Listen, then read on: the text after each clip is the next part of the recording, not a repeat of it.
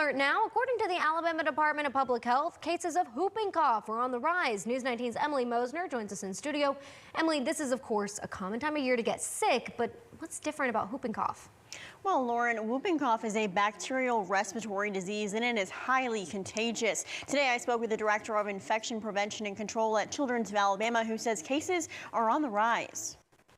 We're like 300% higher than we were this time last year. Delphine Nolan, the director of infection prevention and control at Children's of Alabama, says pertussis can be more contagious than RSV, the flu, and COVID.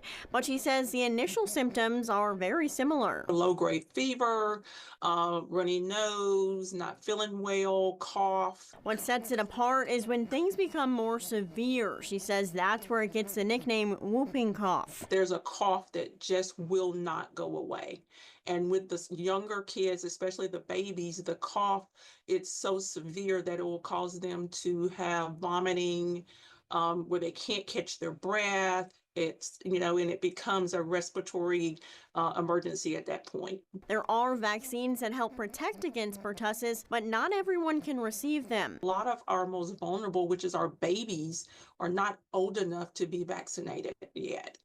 So they are going to be your biggest population that we need to protect. Nolan says there is no way to explain for sure why we're seeing more cases this year compared to recent years, but that there are a few theories in the medical community. During the COVID, we were all wearing masks, so we were given a little extra protection pre-COVID. So they're kind of getting back to what our normal levels are. She says anyone of any age can contract pertussis, but it can be prevented by getting vaccinated and keeping up with good health practices like washing your hands frequently. Nolan says if you suspect someone in your family is sick, to go to the doctor as soon as possible. The earlier you can start the antibiotics, the less of the symptoms. And of course, the only way to diagnose this is by testing.